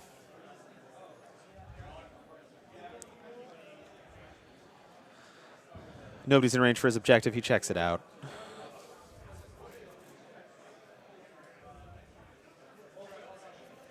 There's 10 boxes left on that Slayer there. So the real question is, how can he kill that Slayer without committing the Dwarves? Because Right. if he doesn't have to commit the Dwarves to this Slayer right here, sadly he's engaged, which is unfortunate for Brandon. Or maybe he could come over here and spell him to death from outside of Asphyxius's feet. That could be sweet. I doubt it's going to happen, but it's possible. But if he can clear this Slayer without having to activate this unit of Dwarves right here, they can do a ton of work, right? Like 5 Dwarves can go over here and probably kill this Slayer. And then it's 2 Slayers versus 5 Dwarves, Ironholt, Iris, that's great. We can get a thing here. Hawk can put some damage on this little arc node. I think you can get a lot of work done if this Slayer can die without having to commit those Dwarves.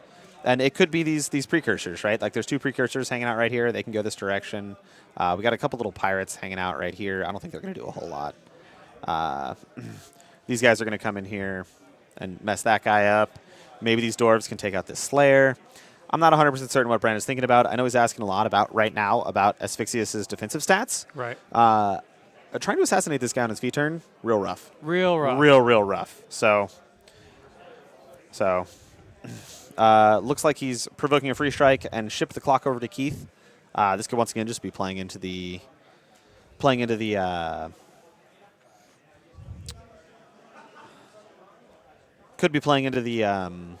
so that he took that free strike to field promote his pirate. Now his pirate's in formation, so he can activate and do stuff. Brilliant. He doesn't get to attack, but he can still walk around and doesn't have to run towards the middle of the board and stuff where he doesn't really want to be at all. So Now, Brandon losing his Warjacks definitely hurt him a lot, but Yes. things really aren't that dire for him. Well- He's not out of this game by any mean yet. Well, so he's still got his Dwarves, right? And I think they're very important at the moment. He's still got a Constance. Constance can do a lot of work by herself, especially while you still have... She could live the Flashing Blade dream. She could. If we want to get real spicy, she could charge here. In Magical Christmas Land, she makes it to this Slayer, which I'm not sure she can actually make it to. But if she does, this Precursor Knight runs to here, this Precursor Knight runs to here. You get flank on both of them. She kills 2 Slayers. That's great. These guys right here, they charge up to here, kill that Slayer. You got 1 Slayer that probably just kills Constance, but that's not the point. No, you can disrupt it with Iris. Boom. Good. Beautiful. Great play. I doubt this is 11 inches. It seems like a real long 11 to me. Yeah. On my screen it's about 3 inches, so I don't know. Sure. Thanks, Lyle. Very helpful. Very helpful, Lyle.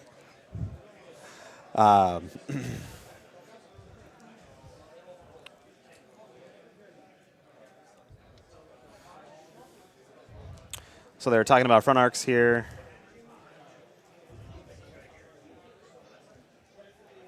All right. Looks like our...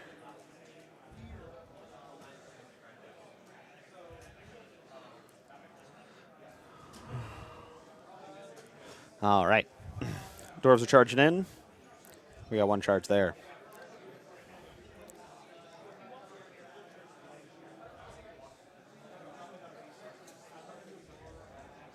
Checking to make sure everybody's staying in melee ranges. We don't want any free strikes here. We don't want to lose any guys. So once again, a couple crit smites here could really turn this game around too, right? Right.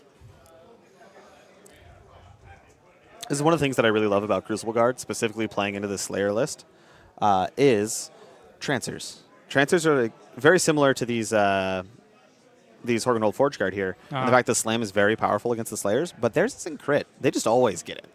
So these 4 Trancers that you can take in Crucible Guard lists can be very, very, very effective against this Slayer list. Oh, now there's a good dice spike for Brandon there, putting him back up there. Did 11 damage to the 1 to the Slayer. He is looking to maximize his crits here. Doing 3 damage that time to the 4. Not a great roll. Balancing out his first roll.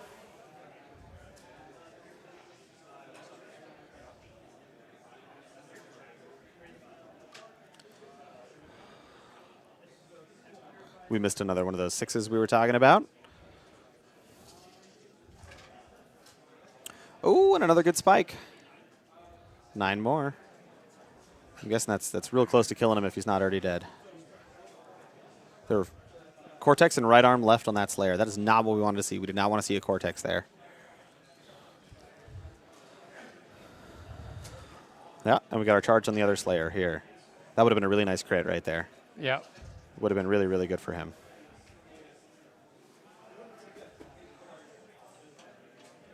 Looks like he did about 2 damage to the 5 there. Not doing any substantial damage. It's not a lot. I believe Harlan Virch with his sword can do the last 4 damage to that Slayer. I believe in him. And my hardest of hearts. Ha-ha! We will now see if he can do it.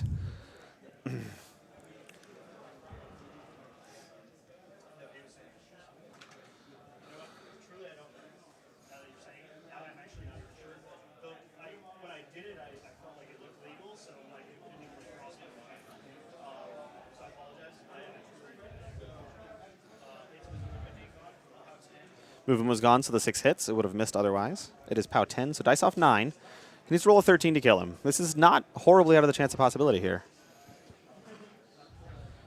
Oh, it's so close. It's a 12. Oh, no. 1 box left? He has 1 left in the right arm, which is really good. He can't allocate a bunch of folks to that Slayer and let him go to town with that right arm. So that's super duper good for Brandon. I mean, killing it would have been better. Right. But we're here. All right, we'll take what we can get.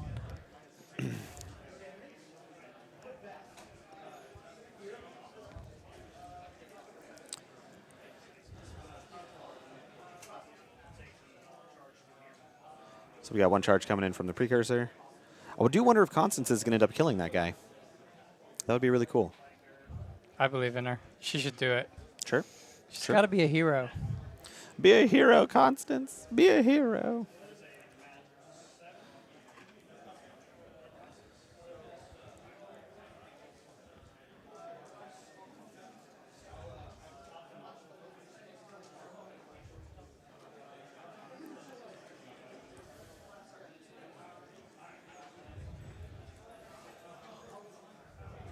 Now, for a list that's sort of designed to take on the Slayer list, Keith has been really smart with his play. He has. And I know this is kind of a less popular caster choice from Mercs, but this is something that Brandon has been working on specifically. I think he got dared to play this here, which is kind of fun. And this is just kind of what he's working on here. So I really like the innovation, even if he doesn't take out this game, right? Like I'm trying new stuff, I'm seeing what's going to go on here. That kind of thing. Yeah, I love to see it when somebody takes a challenge and finds new stuff and sort of changes the meta or does something outside of the meta, you know? So it looks like we're going to go for the harm on the Slayer here that only has 1 box left. And then try and shoot him to death with Holt, which is going to be very difficult with Carapace. So it's going to be... Looks like it's going to be dice off 7 to me, so I think he only needs an 8 to kill. That's Oh, short. he got the 7. Hits with the second pistol. Does Nope. not kill. Unfortunate. I'm not sure Holt had much else to do this turn besides that, but I'm sure the kiss could have been spent in a better place. Like if you thought that you even had a chance that you needed that kiss there, you should have done it before the dwarves charged. Absolutely. And honestly, leaving it at 1 hit point, is that big a deal? Like, it can kill 1 guy. Maybe the Ironmongers can curse up your unit. Maybe it kills 2 guys, 3 guys. Like, I don't think that's a huge deal. So I'm not sure that was a correct play here from Brandon, but we'll see what else goes on here.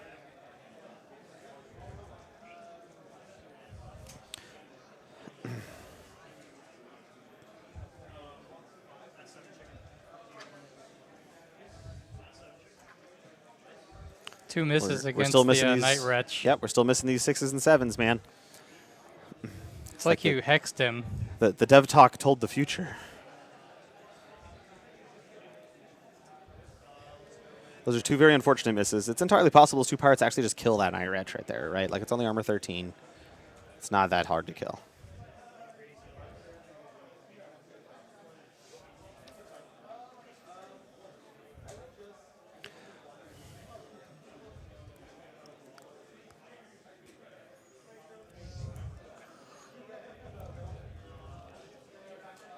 Checking a little bit of line of sights. I think he's trying to see where these dwarves can go.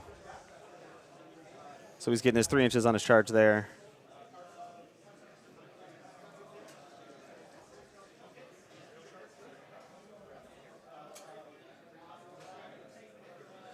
Looks like the dwarves are coming over here. That guy is the unit leader. So that dwarf down there by Iris, who knows where he's going to end up.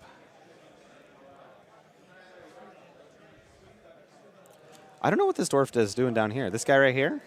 This seems a little aggressive. Like, this is a full health slayer. He's got like 3 or 4 damage on him. He's going to town, I guess. He's just the bravest dwarf. And this slayer has 10 hit points. So I feel like committing 4 dwarves to this is a bit much. So I think we could have used a little more. Like, when you're playing from behind like Brandon here, you got to play a little risky, right? Right. You can't just afford to, like, throw away attacks, right? So, So I think this is really aggressive to be putting 4 guys into this 10 hit point Slayer. I would put 2, and I put 2 into the other guy. And you know what? If I leave a Slayer, like, yeah, see, we spent 4 attacks and killed him on the first one. Like, that's just not efficient use. So I don't think that was a great use of these dwarves here. He had very few hit points left on that Slayer, and he put 4 attacks into it. So a little better target acquisition, or target allocation, I guess, could be better. Keith is over here. He's just like, whatever. It's Yeah, fine. you know, but Iron Gauntlet's kind of a pressure cooker situation. Certainly. It's really hard certainly. on the players. And so you don't always see perfect play every time as good as they would play like in their home field, you know. But, No, I mean, that's it's very part true. of the challenge. It's very true. As someone who's played in a lot of tournaments, I make a lot of dumb decisions during tournament games too. So I'm not gonna follow Brandon here, but I do think that's one of the reasons why this isn't quite going as well as it could have. So it looks like Hawk put a chunk of damage on that guy, on that Night Wretch. Kel Baylock is setting up. He's hunting that Machine Wraith.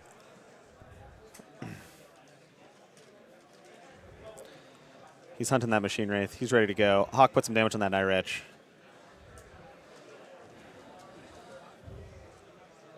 Iana did indeed cast a spell.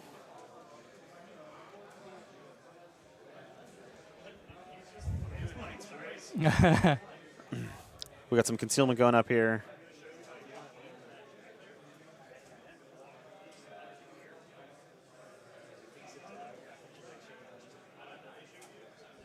We got a deadly shoot going in here. So like this seems like a way better allocation here of resources than like Iana, right? Right. Like if we had let's talk a little bit about what could have happened here, right? So we committed Iana and Hult to this side of the board. I don't think she needed to do that at all. If Iris can walk to here and we guaranteed kill this thing, we do that every single time instead of committing Iana. We committed 4 dwarves here to this Slayer. We didn't need to do that. 2 dwarves would have been fine. So we could have hit a harm here, giving +2 damage. We could have put 2 dwarves into this guy, 2 dwarves into this guy. Holt could have walked up, shot these 2 guys. Way better use of resources. We put some damage here. We kill this guy. Maybe we kill one of these guys. Maybe we kill both of these guys. This guy's dead. Constance Blaze gets to be a champion and kill this Slayer. Life is good. Right now, life is not good, Lyle. Life is no longer good. We've got our caster up there in melee. Asphyxious is picking up a whole bunch of stuff. We just had a 2 damage to the 1 from Constance there. I haven't been keeping track of these damage rolls. This is not great.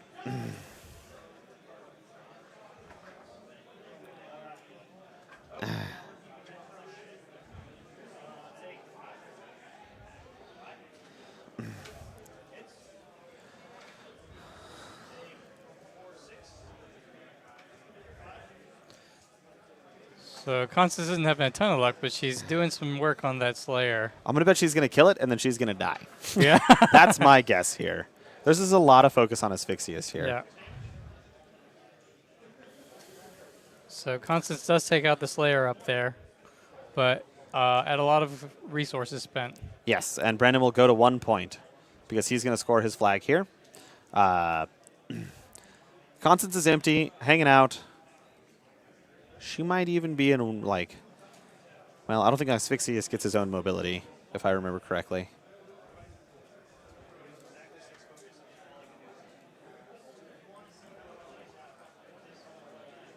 Yeah.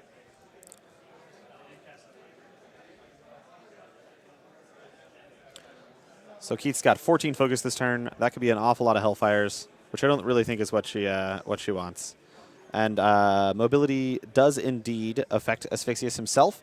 He might just be able to walk over there. Yeah. He just wander on over. And if Asphyxious gets to Constance in melee, I have absolutely no hope for Brandon here. There's no way she lives through a 14 focus Asphyxious. He does have some clearing to do. Keith does. But all in all, I'm going to bet Keith goes for some Hellfires here, and I don't even think it's particularly risky for him, right? Like, he can just free up one of these Night Wretches and then just channel the Hellfires. Right. Like a Slayer comes right over here, kills this guy. This Night Wretch just, like, runs to here. Well, there's a bunch of dwarves there, so that's probably a bad idea. But, like, runs to here, and you got some range 10 Hellfires. We do have this nice little wall going right here, so that's pretty sweet. But I think it's, yeah, we're checking some range here. So I think we're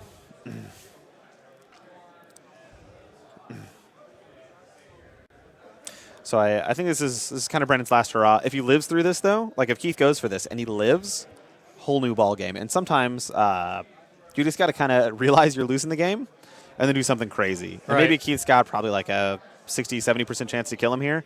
But man, if you hit that 30% and you live, ooh, it's real spicy, real spicy. So that kind of thing is pretty crazy to see. So I'm excited to see what Keith does here, because this kind of decision making is really what separates a good player from a great player. To go more with the football comments.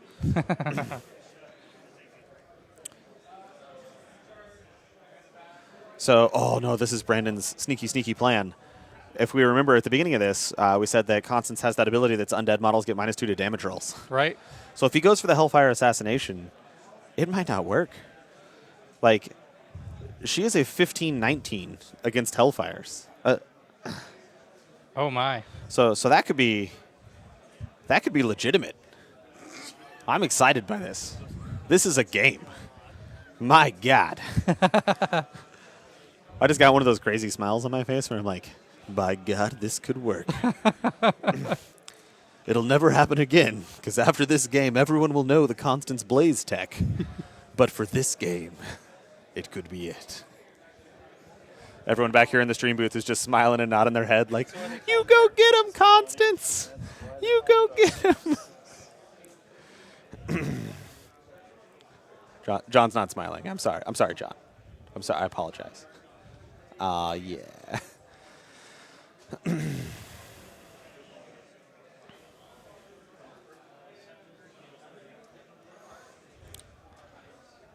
And Rupert did indeed give Constance concealment.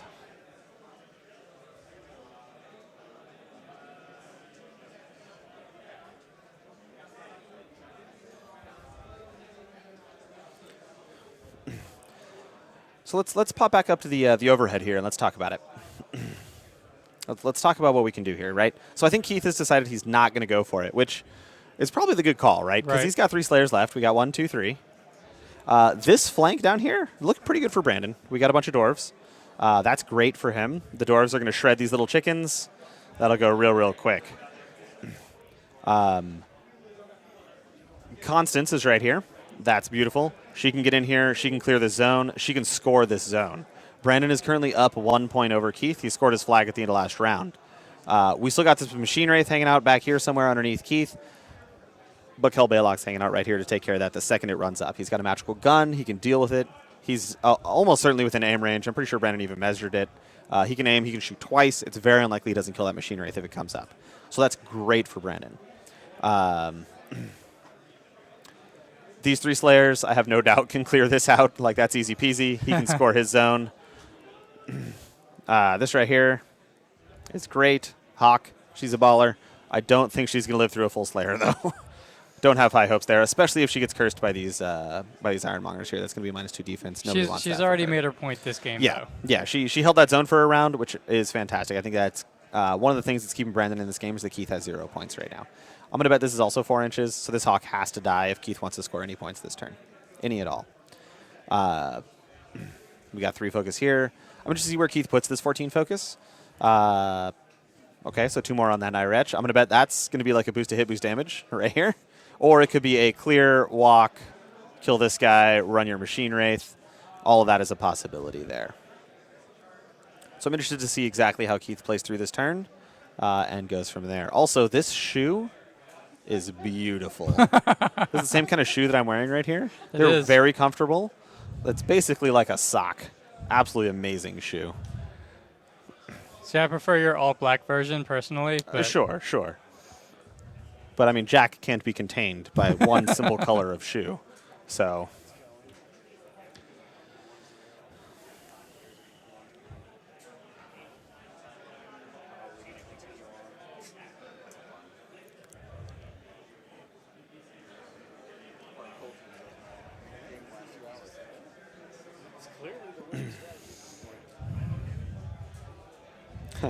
Keith is currently getting bullied by Constance.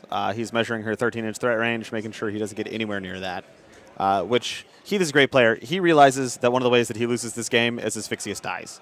Right. At the moment, probably unlikely unless Keith does something quite rash. This 14 focus, definitely working out great. He's got all of his Warjacks loaded up. He's got everything he's ever wanted. He's probably got 5 focus here. Keith here, though. They're having a good time talking about it on the table right now. He's at 17 and a half minutes, Kyle. Wow. 17 and a half minutes. That clock's ticking.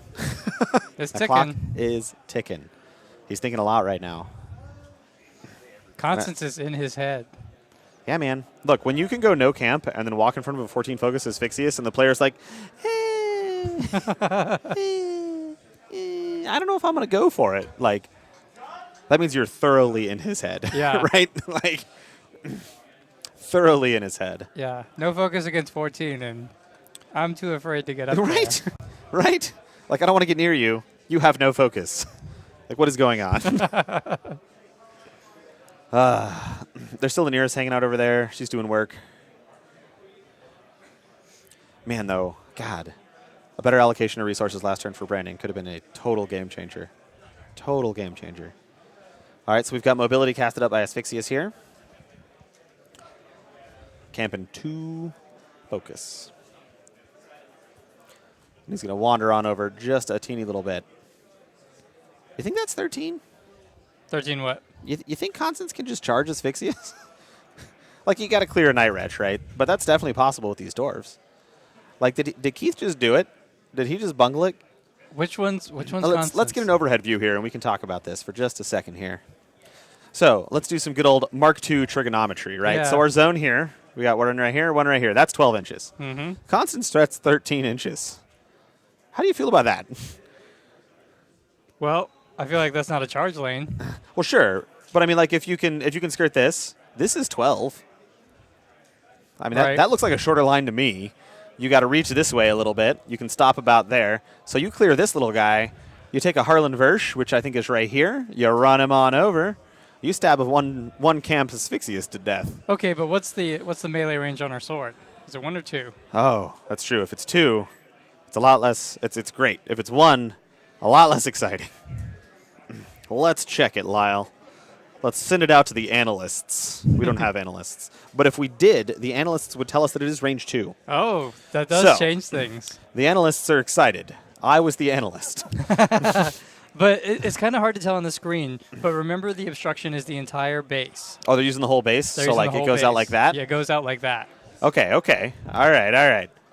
I need my precision judge telestration drawing skills.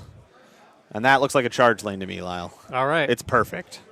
It's very straight. There's no little wobbly lines in there at all. And it definitely means Keith loses the game. But I don't know if this is actually going to happen here. So we'll see. I'm interested to see what these Night Wretches are going to do with this 6 focus, right? Like, they don't want to take those free strikes, especially not this one. Like, these are pirates. They have table legs. They could really mess up that little guy. This one's probably fine, though. He can do whatever he wants. It's just one little pirate. He doesn't even have gang. So here we go. All right, we rolled an 18 there. That poor Kelbaylock got shot in the face by a Night Wretch. So we did clear up Hawk there. We did walk that guy over there. Our Machine Wraith has now moved up.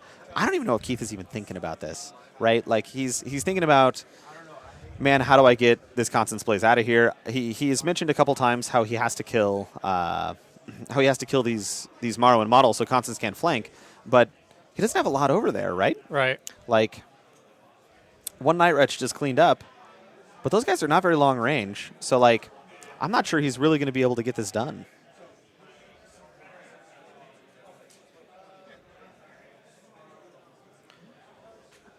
I'm interested to see exactly what goes down here.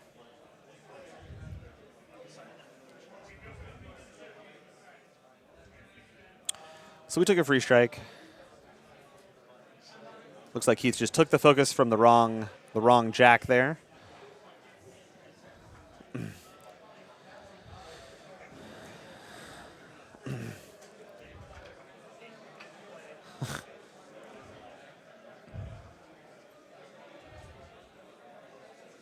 All right, so both those pirates die.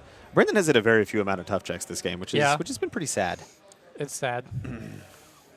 I think all the tough checks happened in the last game. Yeah? Yeah, there's tough checks galore. 4 in right. a row, then break for 1, 4 in a row again. So we cleared up one Night Wretch with the other Night Wretch, and now it looks like he's going to try and kill Harlan Versh here. Now, once Harlan Versh dies, we've got to kill this last Precursor Knight, or Asphyxius is in a world of pain.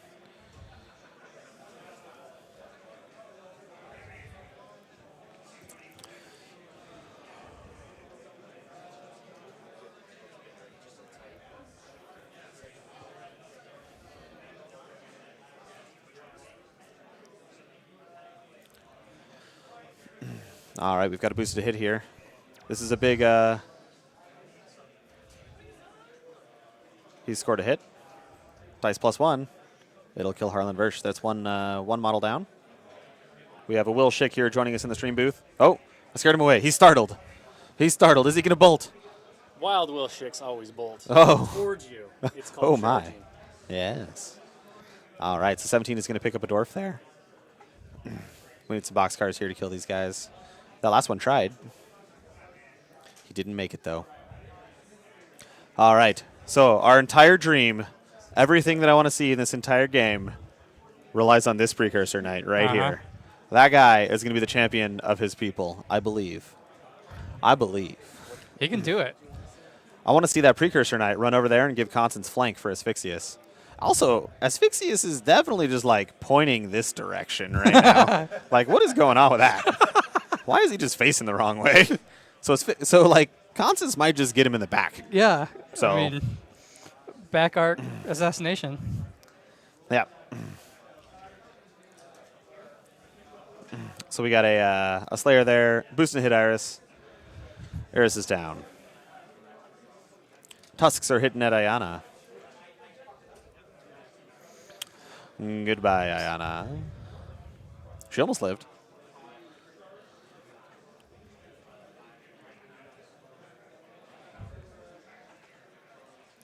Whew. This little pirate right here, he's holding on that north zone. I don't think he's going to make it for much longer.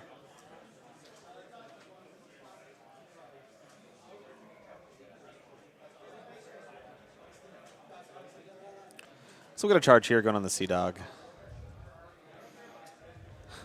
Looks like a posterior charge has been declared. And then an anterior charge. Medical terms.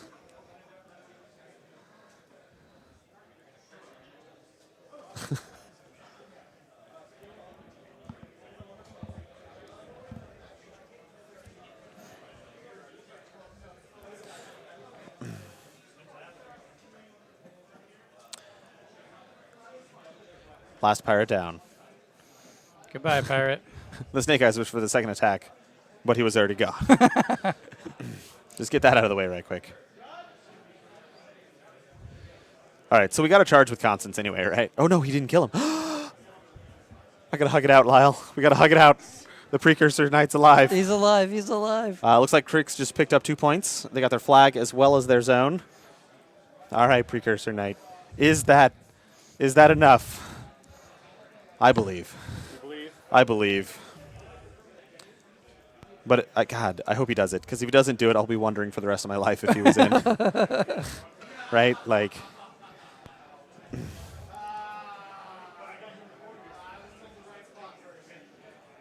He only gets 3 attacks. Oh, yes, he's doing it. Yes. I'm so excited. Oh, my God, I'm so excited. Oh, here we go. Looking at the charge. The same one we drew moments ago. See, my lines were equally straight as Keith's laser. Exactly. Like, I want to know why we're getting back arc here. That's what I want to know. Yeah. Like, what is going on? Oh, Hungerford just dropped off a ketchup packet and a swamp shambler at the stream booth. That's very nice of him. Thank you. I mean, that looks like a That show. looks 2 that looks inches. easy peasy, right? Like, can we get that top down view here, please? I gotta. All right, so we got a Crusader's Call charge. We're gonna get a total of 4 attacks. What? How's this very unlikely? We got a guy right here. This isn't unlikely. Oh, sorry, you guys can't hear the players. Brandon's talking about how unlikely this is. This little guy, he just runs to like right here, and then you just boop. Did I forget? Am I missing something? Why is it this Precursor Knight not being the champion? He's Morrowind, right? Like, I didn't like just totally forget that Precursor Knights weren't Morrowind models. No, they are. Like, they've got to be. Precursor Knights are Morrowind. They have to be, right? Like, and Constance flanks with Morrowinds. Like, have I gone full dumb, or is this great? I would really Nope. appreciate the twist that you totally bought. Just totally botched this. No, I didn't totally botch this. We've got a Morrowind model. We've got a charge. He's a 15-17, 18 boxes, 2 focus. We have a Precursor Knight. We have a Constance. This is my dream being realized right now. I mean, does he realize the Precursor Knight though? I'm not sure he does. How Brandon's talking right now doesn't make me believe that he knows that the guy's there. Like,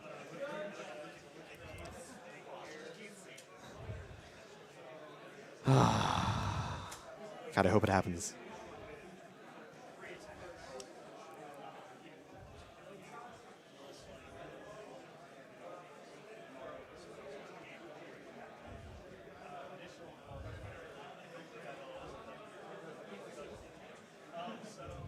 So he's got to charge the objective. So he's only got 3 attacks. He doesn't have enough. He doesn't have line of sight.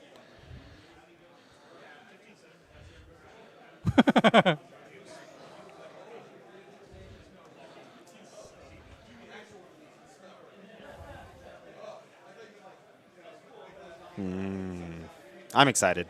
I'm excited.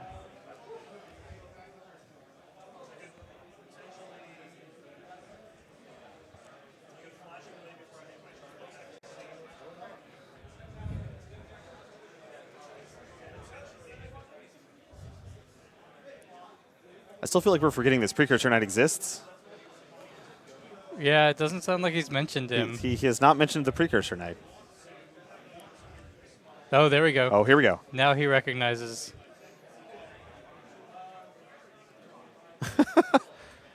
They're talking about the Precursor Knight running.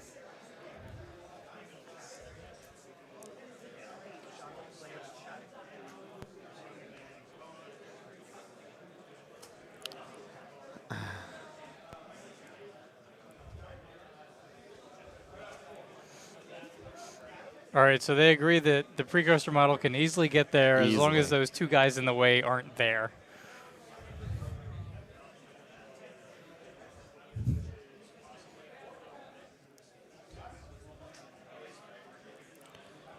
So we're going to be Mat 9. We're going to need 6s. We're going to be POW 13. We're going to be Weapon Master. Against his armor of what, 17? 17, yes. So He's 4 got off. 2 focus, so 4 off twice. We're going to have to roll our pants off, but the dream is alive. It could happen. All right? Sometimes you roll and lose your pants. And that's fine.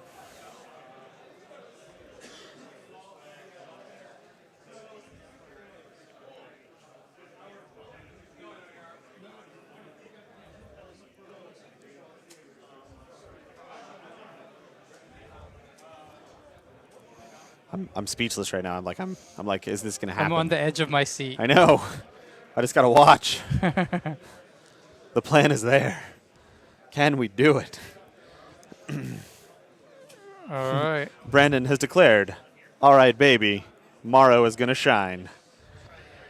He misses his first hold shot on an irrelevant model. Hits his second irrelevant shot on a model. 19 does 5 damage. Go ahead and mark that up, Keith. This is relevant.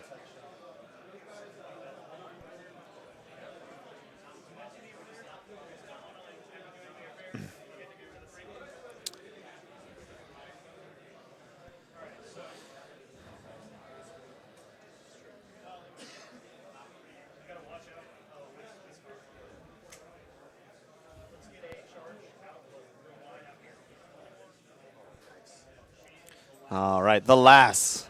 She's going to seduce the objective, which doesn't work or do anything. She's POW 9. She spiked it. Why didn't she charge Asphyxious? I don't know. Like, why is this objective so important? I mean, you really want to not destroy the objective. Oh, yeah, if she, rolled a 34 Right. on her 2 dice or whatever. But I mean, yeah, but why bother, right? Sure. Yeah, Brandon's talking about how he really wants to kill the objective, so I don't quite get what's happening. Is he just going for tie breaks? He might just be going for tie breaks. All right, our Precursor's running. There's one Precursor run. The other guy is going to go take up that proxy base. Yeah. Doing the right they're talking thing, about fixing the facing here. facing. And here we go.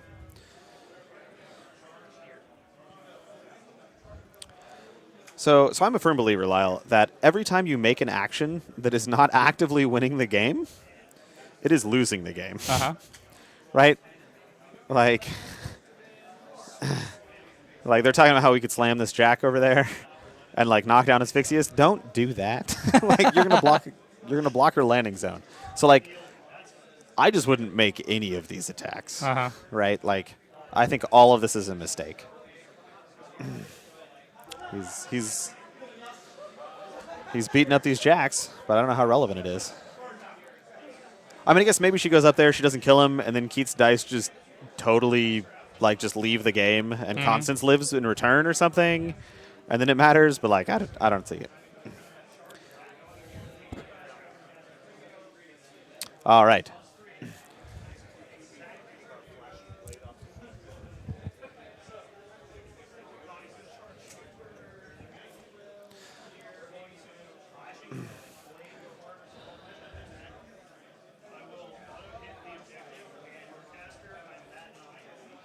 Oh, I see what he's doing.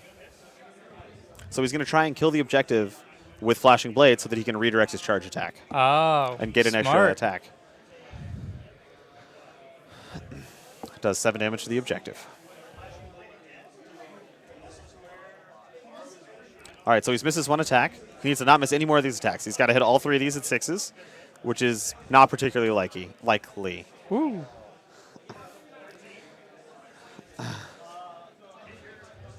So he missed another attack there. That's really, really bad.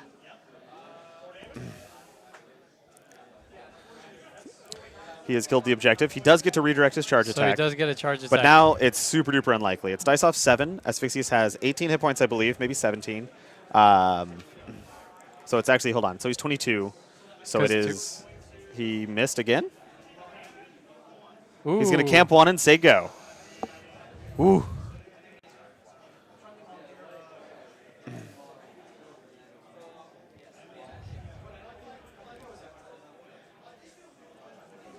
So I guess Cheddar Caveman caught the flashing blade tech. Good on him. Good job, guy.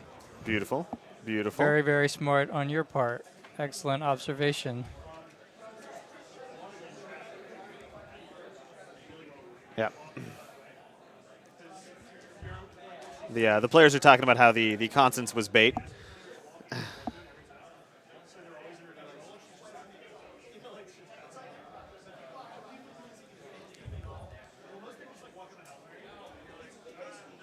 We're talking about some good Keith here.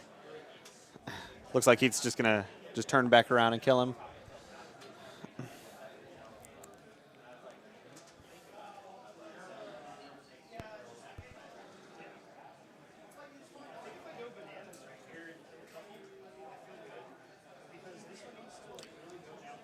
So they're talking about the game at the moment. Looks like Keith's probably just gonna turn around and stab her to death. Yeah. Well, we kind of talked about this, right? Like, if he, Brandon just missed all of his attacks, right? If Keith does the same thing, this could be horribly wrong. Or they could just talk about it until Keith runs out of clock. Actually, hold on. So what I think is actually going on is I think Brandon is basically conceded at this point because Keith scores 2 points at the end of Brandon's turn, and then we'll just end his turn and score 2 more. So he doesn't actually play a game. Okay. Oh. Yes. So they've initiated a handshake. The game is over. Keith has won 6-1 by scenario. Good game We're by getting Keith. some selfies, some war game selfies going on there. Good Taking game a picture both of Constance ways. plays in Excellent there. game. It was fantastic. Rolling an awful lot of not 6s, not freaking out. Absolutely beautiful. It was a really swingy game. It was really cool watching. It seemed like one guy was winning 1 minute, the other guy was winning the next minute. Absolutely. Beautiful play by Keith to beat a list that was sort of designed to fight his list. Absolutely. Absolutely. I think Brandon, with a couple more games under his belt, could have taken it. Maybe made a little bit better force allocation decisions. Could have definitely swung this game in his attrition favor, which I think is something that Nine Slayers lists are not used to, but this list definitely had the potential to do. So, right. So I'm pretty excited by that type of list. Keith Christensen moves on. Yep. And we are doing another round in just a little bit. We're doing one more round tonight, round 3. And I'm Lyle Lowry, editor-in-chief, No Quarter Prime. Will Pagani, Pil Lead Wagani. CID developer, Pil Wagani. Yes, absolutely. I will be on next round as well, and I will be joined by the great Will Schick. And we'll be back in a little bit. The See you in a Schick few Taker. minutes. Goodbye.